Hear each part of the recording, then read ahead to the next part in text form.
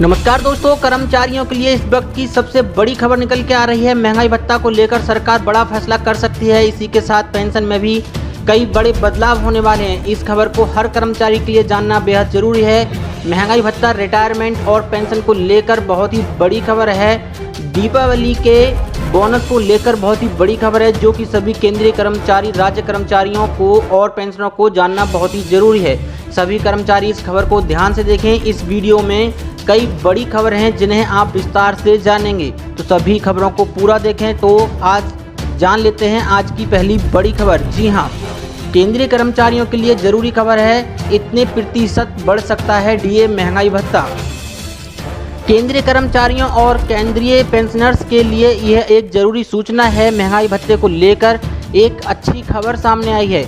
इसका भुगतान नहीं हो रहा है, लेकिन जनवरी 2020 से लेकर जून 2020 के लिए महंगाई भत्ता के आंकड़े जारी हो चुके हैं। केंद्रीय श्रम मंत्रालय द्वारा जारी आंकड़ों के अनुसार अखिल भारतीय ग्राहक मूल्य सूचकांक AICPI के जनवरी 2020 से लेकर जून के बीच 2 पॉइंट का इजाफा हुआ है। इसका अर्थ ये हुआ कि जब भी डीए महंगाई भत्ता बढ़ेगा तब इसकी बढ़ोतरी का 3% बढ़ सकता है। हालांकि कर्मचारियों को इस बढ़ोतरी का लाभ भी जुलाई 2021 के बाद ही मिल सकेगा। कोरोना वायरस से उपजे संकट के चलते इसी साल के केंद्र सरकार ने महंगाई भत्ते को फ्रीज करके रखा है। वर्तमान में कर्मचारियों को 17% की दर से महंगाई भत्ता दिया जा रहा है।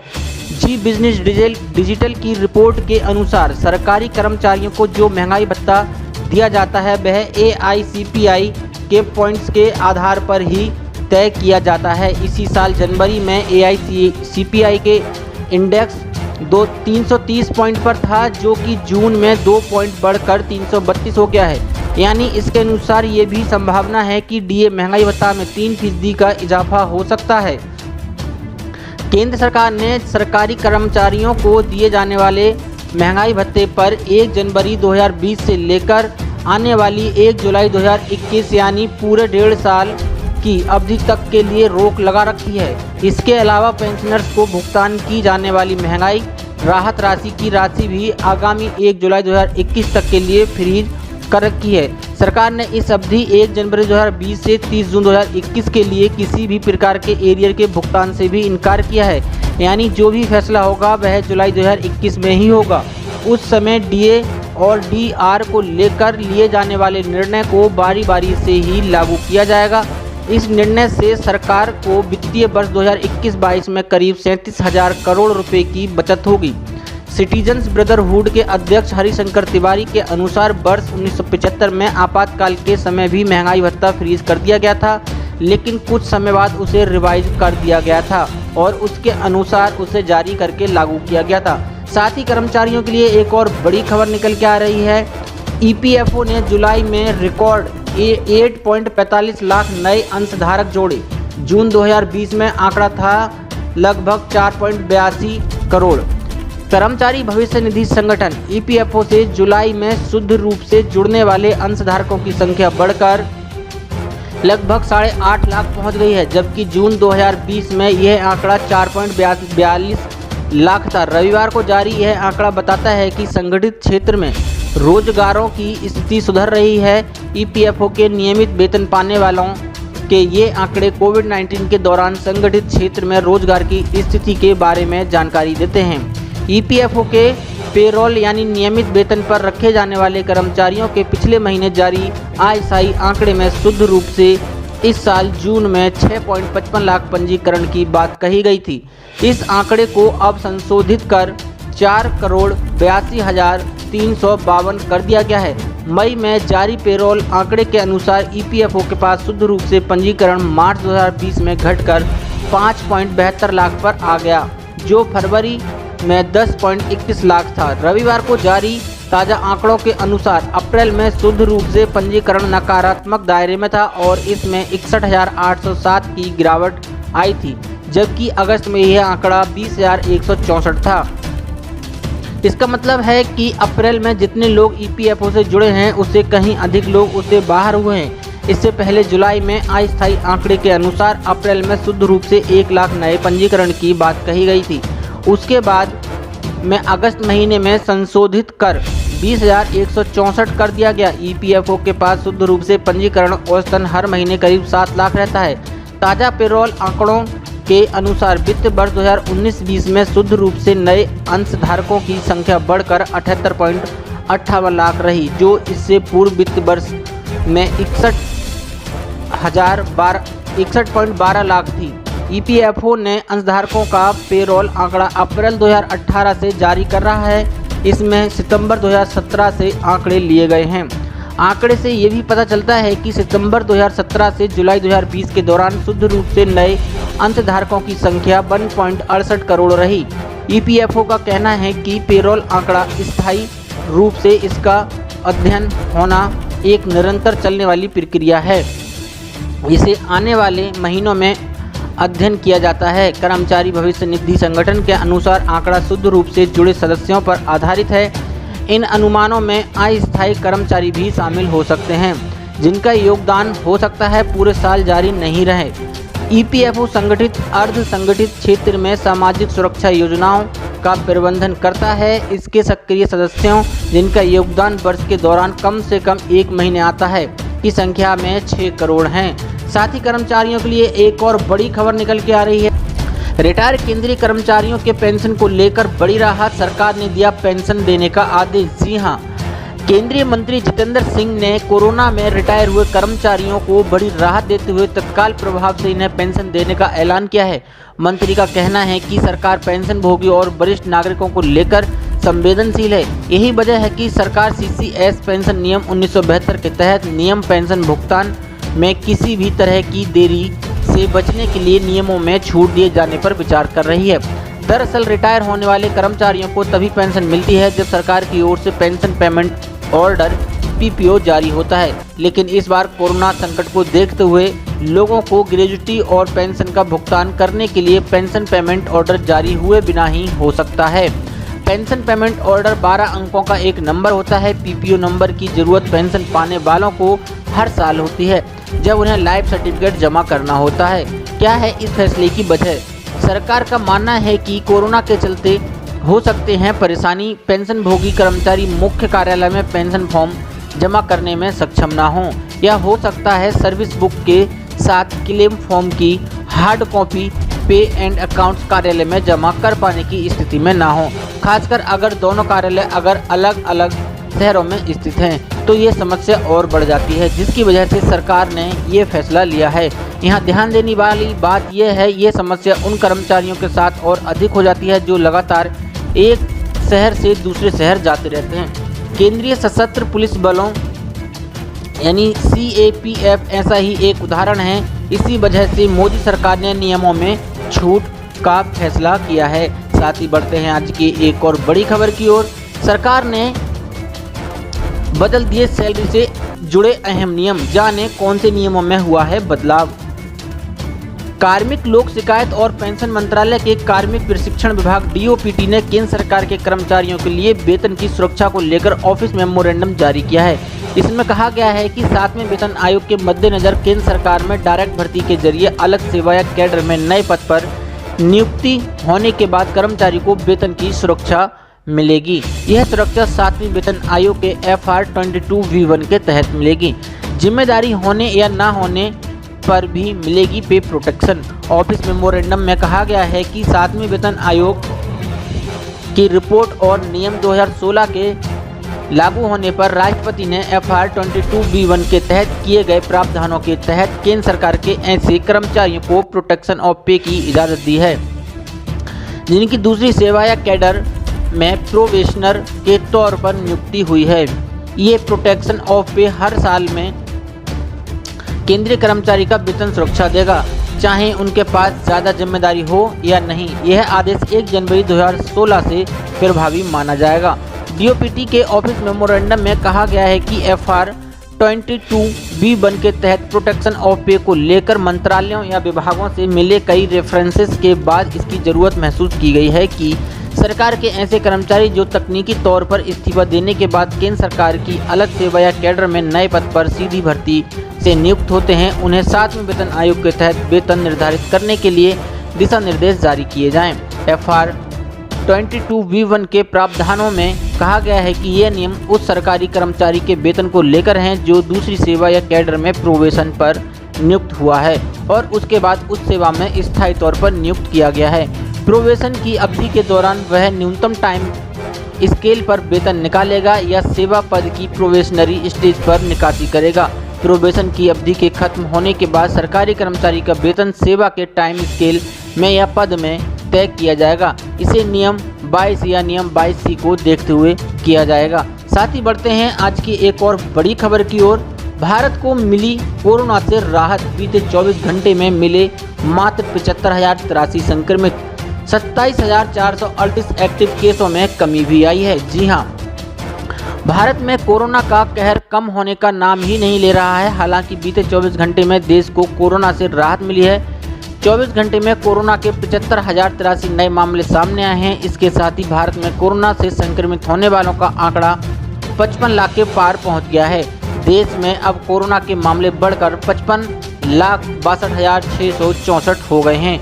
वहीं स्वास्थ्य मंत्रालय के मुताबिक देश में बीते 24 घंटे में 1,053 लोगों की कोरोना संक्रमण से मौत हो गई है। इसके साथ ही भारत का कोविड-19 के संक्रमण से मरने वालों की कुल संख्या 88,935 हो गई है। राहत की खबर यह है कि भारत में कोरोना संक्रमित मरीज तेजी से ठीक हो रहे हैं। स्वास्थ्य मंत्रालय के मुताबिक कोरोना के कुल 55,62,664 संक्रमितों में से 44,97,848 लोग ठीक हो चुके हैं, जबकि 9,75,861 केस अभी भी एक्टिव हैं। मतलब कल से अब तक 27,438 एक्टिव केस कम हुए हैं। साथ ही बढ़ते हैं आज की एक और बड़ी खबर की ओर। महामारी संशोधन विधेयक को मिली संसद की मंजूरी, स्वास्थ्य कर्मियों को मिलेगा फायदा। जी हां, संसद ने सोमवार को महामारी रोग विधेयक को मंजूरी प्रदान कर दी है। इसमें कोरोना वायरस या वर्तमान महामारी जैसी किसी भी स्थिति से लड़ रहे स्वास्थ्य कर्मियों पर हमले करने वालों के लिए 5 साल की सजा का प्रावधान किया गया है। महामारी रोग विधेयक 2020 को लेकर लोकसभा ने सोमवार को ध्वनि मत से पारित किया। राज्यसभा पहले ही इसे पारित कर चुकी है। यह विधेयक सरकार द्वारा अप्रैल में जारी अध्यादेश का स्थान लेगा। लोकसभा में विधेयक पर चर्चा का जवाब देते हुए स्वास्थ्य एवं परिवार कल्याण मंत्री डॉक्टर हर्षवर्धन ने कहा कि पिछले 3-4 वर्षों से महामारी सरकार लगातार महामारी जैसे विषयों से निपटने के बारे में समग्र एवं समावेशी पहल अपना रही है। इस दिशा में सरकार राष्ट्रीय सार्वजनिक स्वास्थ्य अधिनियम बनाने पर काम कर रही है। उन्होंने कहा है कि इस बारे में विधि विभाग ने राज्यों के विचार जानने का सुझाव दिया था। केंद्रीय मंत्री ने कहा, पहले 2 वर्षों में हमें सिर्फ 4 राज्य मध्य प्रदेश, त्रिपुरा, गोवा और हिमाचल प्रदेश से सुझाव मिले। अभी हमारे पास 14 राज्यों से सुझाव आ चुके हैं। स्वास्थ्य मंत्री एवं परिवार कल्याण मंत्री ने कहा कि प्रस्तावित राष्ट्रीय सार्वजनिक स्वास्थ्य अधिनियम बनाने की प्रक्रिया जारी है। उन्होंने वायरस पर शोध के संबंध में जीनोम श्रृंखला तैयार करने सहित कई अन्य कार्यों का उल्लेख किया। उन्होंने कहा कि पिछले 9 महीने में प्रधानमंत्री नरेंद्र मोदी के नेतृत्व वाली सरकार ने राज्यों के साथ मिलकर कोविड-19 के खिलाफ अभियान चलाया। प्रधानमंत्री ने स्वयं कई बार राज्यों के मुख्यमंत्रियों के साथ संवाद किया। मंत्री के जवाब के बाद सदन के कुछ सदस्यों के संशोधन को अस्वीकार करते हुए सोमवार को इसे मंजूरी दी गई। उच्च सदन ने कुछ दिन पहले महामारी संशोधन विधेयक को मंजूरी दी थी। यह विधेयक संबंधित अध्यादेश के स्थान पर लाया गया। इस संबंध में अध्यादेश अप्रैल में जारी किया गया था। मुफ्त में गैस सिलेंडर कनेक्शन लेने का यह है आसान तरीका। आपके पास मात्र 10 दिन बचे हैं। जी हाँ, क्या आप भी मुफ्त में गैस सिलेंडर लेना चाहते हैं? यदि हाँ, तो आगे की खबर आपके काम की है।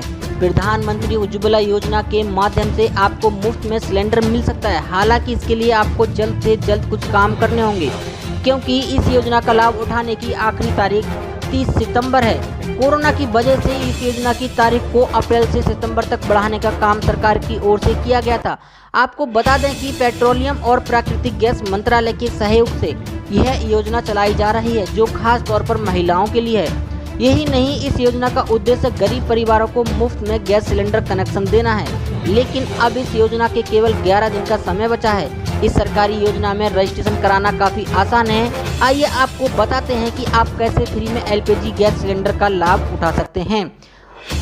उज्ज्वला योजना के लिए रजिस्ट्रेशन करवाना बहुत ही आसान है। प्रधानमंत्री उज्ज्वला योजना के तहत गैस कनेक्शन लेने के लिए बीपीएल परिवार की कोई महिला आवेदन कर सकती है।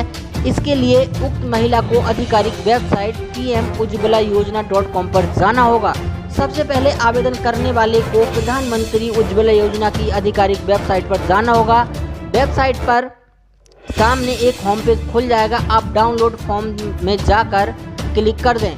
इसके बाद आपके सामने प्रधानमंत्री उज्ज्वला योजना फॉर्म आ जाएगा। आप अपना फॉर्म डाउनलोड कर लें। फॉर्म डाउनलोड करने के बाद आप फॉर्म में मांगी जा रही सभी जानकारी भर दें, जैसे आवेदक का नाम, तारीख, स्थान, सभी जानकारी भरकर अपने पास वाले एलपीजी केंद्र पर जमा कर दें। इसके साथ ही सभी डॉक्यूमेंट भी दे दें। अब डॉक्यूमेंट वेरीफाई होने के बाद आपको एलपीजी गैस कनेक्शन की ओर से उपलब्ध करा दिया जाएगा। उल्लेखनीय है कि केंद्र सरकार प्रधानमंत्री उज्ज्वला योजना के तहत बीपीएल परिवारों के लिए घरेलू रसोई गैस कनेक्शन मुहैया कराने में जुटी हुई है, ताकि उन्हें भी धुएं भरी जिंदगी से मुक्ति मिल सके। पेट्रोलियम और प्राकृतिक गैस मंत्रालय इस योजना को चला रहा है। 2011 की जनगणना में जो बीपीएल परिवार हैं, उन्हें उज्ज्वला स्कीम का लाभ सरकार दे रही है। अभी तक ऐसे करीब 8 करोड़ परिवारों को इसका लाभ पहुंचा है। प्रधानमंत्री नरेंद्र मोदी ने PMUY को 1 मई 2016 को शुरू किया था। साथ ही बढ़ते हैं आज की एक और बड़ी खबर की ओर। रिटायरमेंट पर मिलेंगे 2 करोड़ रुपए, बस करना होगा ऐसे निवेश। जी हां, भारत में रिटायरमेंट हुए 90% लोग अपनी बचत पर आश्रित होते हैं। ऐसे में आपके पास आपके रिटायरमेंट के लिए क्या प्लान है? क्या आपने बचत के लिए अभी से कोशिशें शुरू कर दी हैं या इसके लिए योजना बना रहे हैं? भारत में रिटायरमेंट की उम्र आमतौर पर 60 साल है। ऐसे में अगर आपकी उम्र 40 साल है तो अगले 20 सालों की संभावित महंगाई के हिसाब से अपनी योजना को तैयार करना होगा, जिससे रिटायरमेंट के बाद भी आप आसानी से अपना गुजर बसर कर सकते हैं। एक बेहतर रिटायरमेंट प्लान के लिए आपको कई बातों का ध्यान रखना होगा। हम आपको रिटायरमेंट पर 2 करोड़ पाने का एक टिप दे रहे हैं। मान लेते हैं कि आपकी मासिक आय 40,000 रुपये है। इसमें से आप 10,000 रुपये किराया देते हैं। इसके अलावा घर खर्च में भी 10,000 रुपये का योगदान करते हैं। एक बच्चे की पढ़ाई 5,000 रुपये खर्च होते हैं। ऑफिस जाने और दूसरे खर्च भी करीब 10,000 रुपये खर्च होते हैं। ऐसे में आपके पास 5,000 रुपये निवेश के लिए बचते हैं। अगर इस रकम को आप SIP के जरिए म्यूचुअल फंड में रिटायरमेंट तक यानी 20 साल तक लंबी निवेश करते हैं, तब आप आसानी से 2.62 करोड़ रुपए जमा कर लेंगे। निवेश पर रिटर्न की गणना यहाँ 10% की दर से की गई है। यह रकम इससे कहीं अधिक हो सकती है, क्योंकि लंबी अवधि पर आपको इससे बेहतर रिटर्न मिल सकता है। जिस तरह से महंगाई इजाफा हो रहा है, आने वाले दिनों में महीने का खर्च भी बढ़ना है। जब तक नौकरी है और अच्छी सैलरी है तो इसे लेकर ज़्यादा चिंता नहीं रहती, लेकिन रिटायरमेंट के बाद खर्च चलाना मुश्किल हो जाएगा। महंगाई दर अगर औसत 6% के हिसाब से ही आगे बढ़ता है तो 25 साल बाद मौजूदा खर्च दोगुने से भी ज़्यादा हो जाएंगे। यानी अगर आप अभी 25,000 खर्च करते हैं तो 25 साल बाद ये 75,000 रुपये होगा। अगर आपने अभी तक रिटायरमेंट प्लानिंग के लिए निवेश शुरू नहीं किया है तो अब देर मत करें। जल्दी निवेश शुरू करने पर आप आसानी से रिटायरमेंट के लिए फंड जमा कर पाएंगे। आपको निवेश के लिए बड़ी रकम की भी जरूरत नहीं होगी। आप आसानी से मनचाहा रकम योजना बनाकर जुटा लेंगे। वित्तीय विशेषज्ञों का कहना है कि रिटायरमेंट के बाद सुखद जिंदगी के लिए किसी भी व्यक्ति को अपने मौजूदा आय से 25 गुना बड़ा सेवानिवृत्ति कोर्स बनानी चाहिए। इसके लिए जरूरी है कि 30 वर्ष की उम्र से ही सेवानिवृत्ति की योजना बनाकर निवेश शुरू कर देना चाहिए। अगर कोई 30 की उम्र में अपनी आय का 25 से 30% बचत कर निवेश करना शुरू कर देता है तो वह आसानी से अगले 25 साल में अपनी मौजूदा आय से 25 गुना बड़ा कारपस बना लेगा। साथ ही बढ़ते हैं आज की एक और बड़ी खबर की ओर। कृषि विधेयक पर बोले PM मोदी, मंडियां खत्म नहीं होंगी, सरकारी खरीद भी जारी रहेगी। जी हां, बिहार विधानसभा चुनाव 2020 से पहले प्रधानमंत्री नरेंद्र मोदी ने एक बार फिर राज्य को बड़ी सौगात दी है।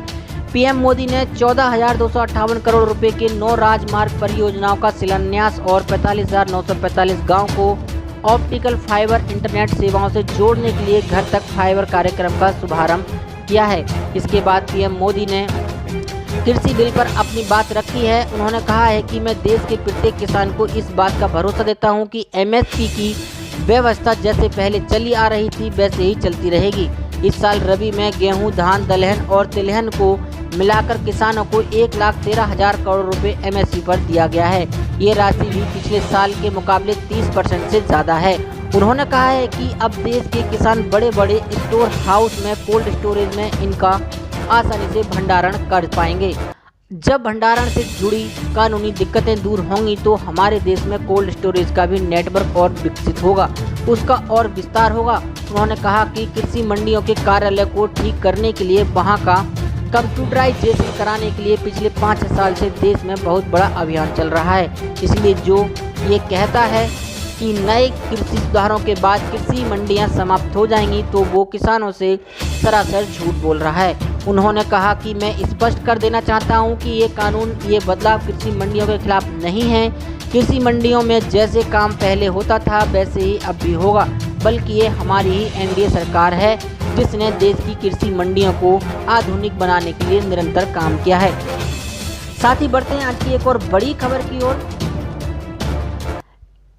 कोरोना संकट के बीच केरल सरकार के कर्मचारियों को थोड़ी राहत मिल सकती है। राज्य सरकार सैलरी कटौती के लिए फैसले पर फिर से विचार कर सकती है। विपक्षी दलों के कई बड़े विरोध के बाद सरकार इस पर जल्द ही कोई फैसला ले सकती है। राज्य के कर्मचारी संगठन कोविड-19 इनकम सपोर्ट स्कीम के खिलाफ मुखर हैं। राज्य में अगले साल विधानसभा चुनाव होने वाले हैं। ऐसे में सरकार कर्मचारियों को थोड़ी राहत दे सकती है।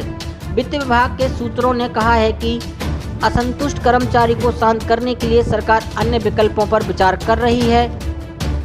कोविड-19 इनकम सपोर्ट स्कीम में थोड़ी राहत देने के लिए सरकार के समक्ष विकल्प कर्मचारियों के वैधानिक या अन्य भुगतानों को बंद करने के हैं, जैसे कि भविष्य निधि या होम लोन या किसी अन्य भुगतान के लिए एक कर्मचारी द्वारा किया गया अतिरिक्त योगदान है। केरल सरकार ने अप्रैल से अगस्त तक कुल 5 महीनों की अवधि में कर्मचारियों की सैलरी में हर महीने 6 दिन का वेतन काटने का फैसला लिया था, जिसे और 6 महीने के लिए आगे बढ़ा दिया गया है। हालांकि कर्मचारियों को राहत देते हुए हाल में राज्य सरकार ने घोषणा की थी कि सैलरी कट का पैसा कर्मचारियों को अगले साल तक पीएफ में दे दिया जाएगा। इस अमाउंट पर 9% ब्याज भी दिया जाएगा। केरल सरकार से पहले राजस्थान की गहलोत सरकार ने भी सितंबर के पहले हफ्ते में कर्मचारियों के वेतन में कटौती का फैसला लिया था। अधीनस्थ सेवा एवं अन्य राज्य कर्मचारियों के सकल वेतन में से 1 दिन के वेतन की कटौती हर महीने की जा रही है। ऐसी बड़ी खबरों को देखने के लिए हमारे चैनल को सब्सक्राइब करें और वीडियो को लाइक शेयर जरूर करें। धन्यवाद।